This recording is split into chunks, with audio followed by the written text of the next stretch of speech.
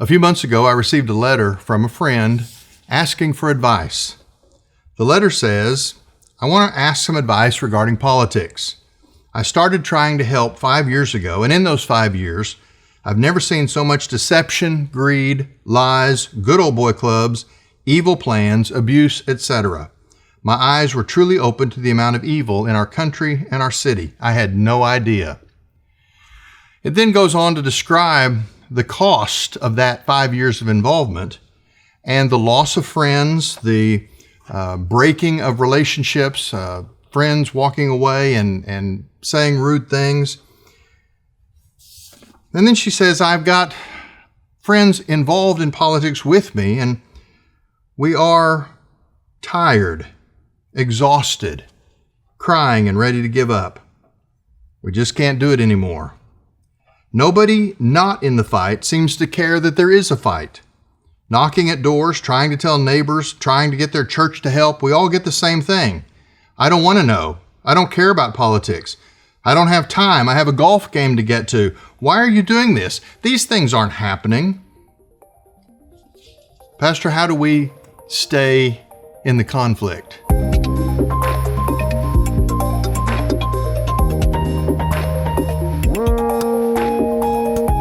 The election of Donald Trump and the inauguration of his second term is not a simple answer that says, okay, now we can all kick back and the battle is won. We just have these representatives that we've sent to Washington and they'll sort of clean up the problem.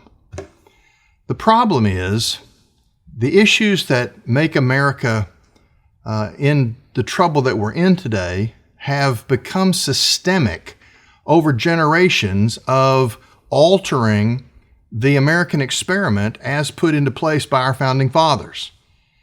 We actually changed the rules of the game, and we fostered the kind of deep down corruption that we're just now beginning to see in some of the reports coming out of the Doge Commission.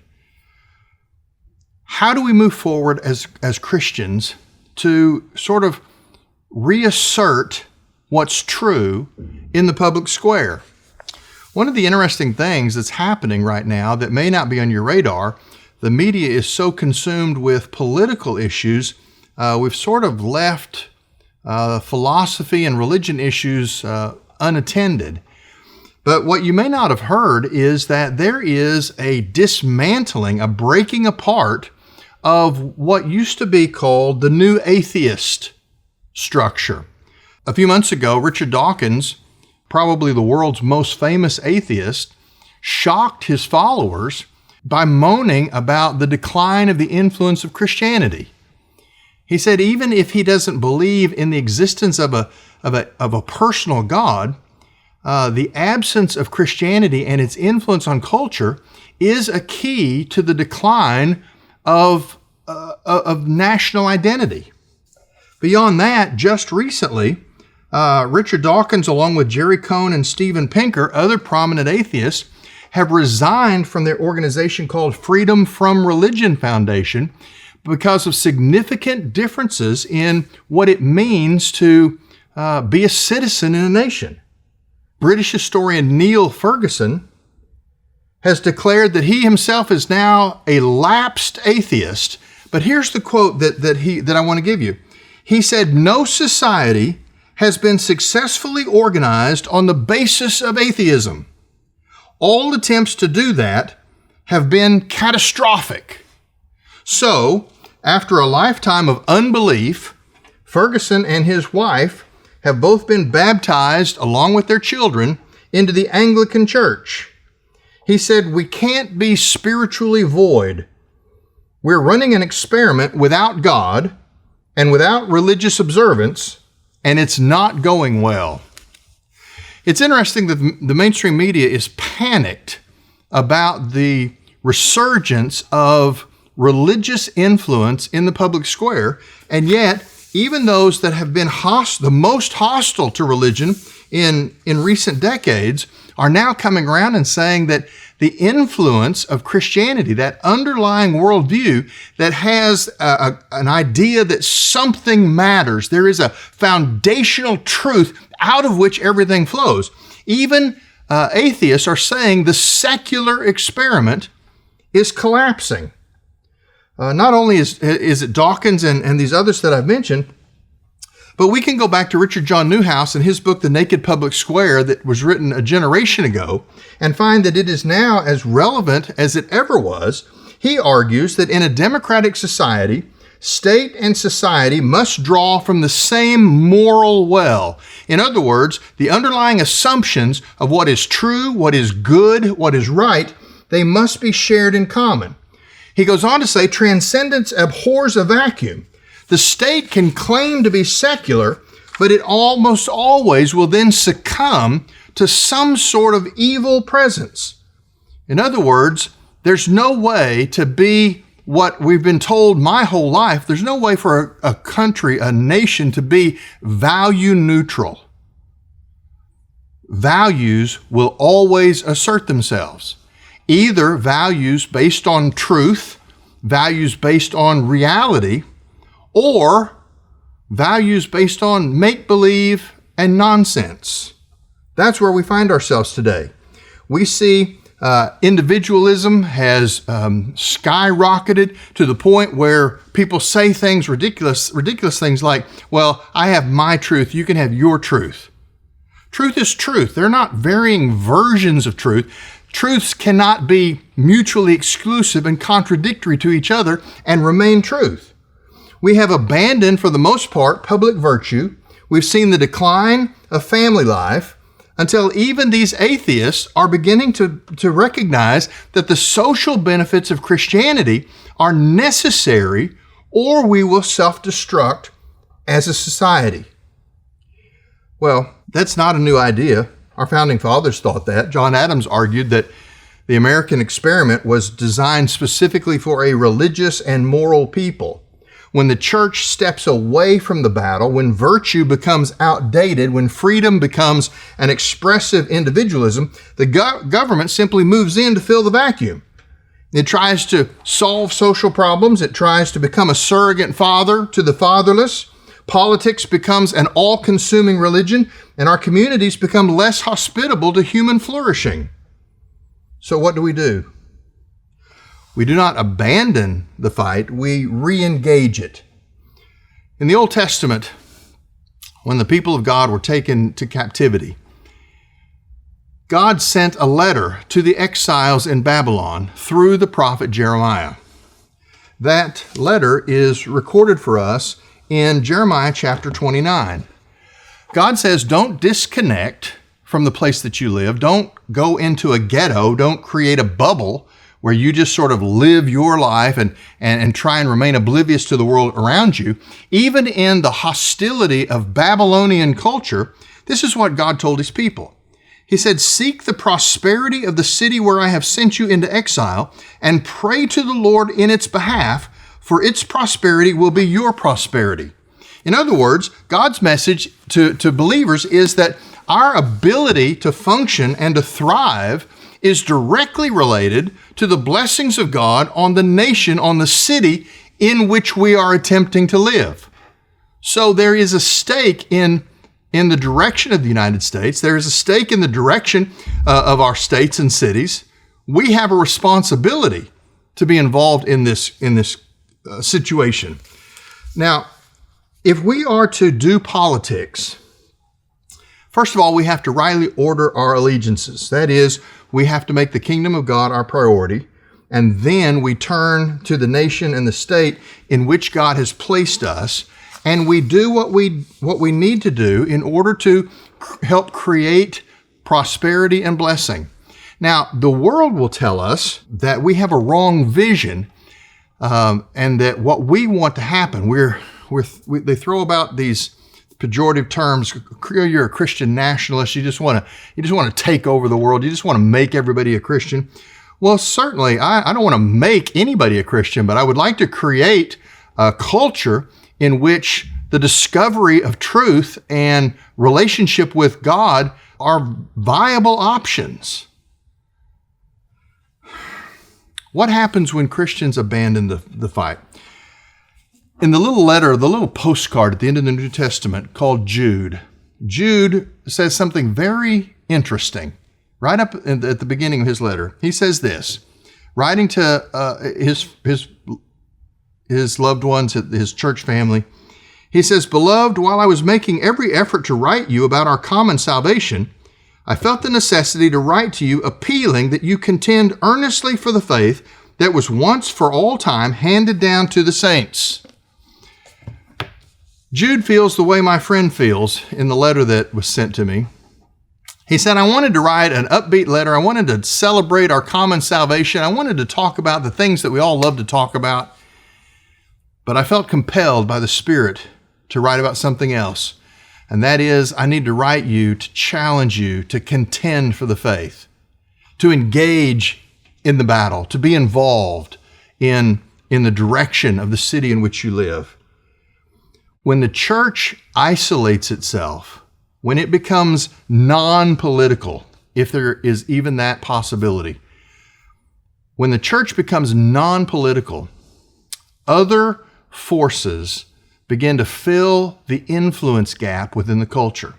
Now, those other forces often will masquerade as religion. I mean, one example is what recently happened at the National Prayer Breakfast with a so-called bishop by the name of the Right Reverend Marianne Edgar Buddy. She stood to offer a prayer at the Washington National Cathedral, and in a sort of syrupy, pejorative tone of voice, she offered a little sermonette to the new President of the United States and charged him to have mercy on the people in our country who are scared now, singling out gay, lesbian, and transgender children who fear for their own lives. Well, do you know what the word hyperbole means? The idea that we take something and we can't talk about it without exaggerating it to dramatic proportions. Listen, transgender children are first of all, an oxymoron to begin with. Homosexuals are not being killed in the streets. There's none of that is happening. Let's first of all just take a breath and realize that what's happening in America right now is a legitimate debate and conversation about the direction that a culture needs to go.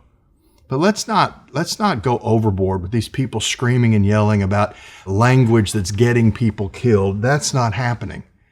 But what is happening is people like this bishop, so-called, are beginning to fill the vacuum of spiritual leadership left because Bible-believing evangelical churches have abdicated their responsibility to influence the public square.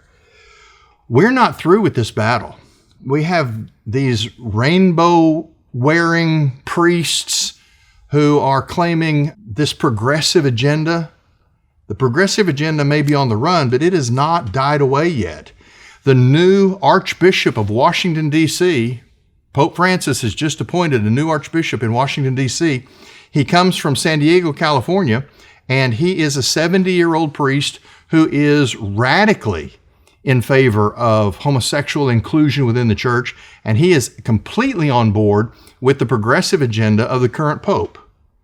In other words, if evangelical Bible-believing churches and Christians are not engaged in the public square, if we are not involved in the political process, if we are not trying to wake up people who would rather just go about their business and pretend like it's all okay, if we don't stay in the fight, then these other so-called religious influences will be happy to step in and set the stage. Listen, make no mistake. Compassion and mercy are virtues that we want to promote in our culture. But compassion and mercy must be anchored to truth and justice. C.S. Lewis said this, mercy detached from justice grows unmerciful. In other words, this approach to a sort of sentimental, mushy kind of religious pat everybody on the head and affirm them to do whatever it is they want to do, that becomes a death knell for a culture, because we can't live without this foundational understanding that some things are true, some things are right, and those have to be foundational. We have no reference point in America right now. We are floating from this idea to another idea, and people hold all kinds of contradictory ideas even within their own minds. Christian, I don't want you to sit back and say, okay, we won an election, and so now things are good to go. I can get on with my life. Listen, if you're still breathing in and out, God has given you the responsibility to not only contend for the faith that was handed down once for all to the saints, but also to pray and engage the culture around you for the prosperity of that culture, because that is where your prosperity, your ability to live the life God called you to live, comes from. I guess what I'm saying here is we may fool ourselves and say evil is on the run. But see, evil in all of its most sordid forms may be going undercover right now. But Catholic archbishops and Episcopal priests and others who claim religious authority are speaking words that are not true. We must stay in the battle. The public square is at stake. And without morality, without biblical values, what Richard John Newhouse predicted will in fact come about. The public square will become naked. It will become hollow. It won't be able to be sustained because it won't have any foundation to it. Jude wanted to write about something sweeter, something nicer, something more fun to talk about. But he said, I felt compelled to encourage you to get in the game and contend for the faith. What can you do? Can you be involved in school board issues in your school district? Can you begin to engage with your city councilor? We have a brand new mayor in our city, and he has announced some initiatives that he never talked about during the campaign, initiatives that will change the shape and direction of our city. Will that happen with no Christians contesting those directions? Will we just mind our business and let the world around us go to hell in a handbasket? Or will we be salt and light? You don't have to do everything, but you must do something. Find out for you what God's call is in the public square. Contend for the faith. Don't grow weary in doing good. Pray and engage for the prosperity of the nation and the city where God has placed you. This is Truth Currents.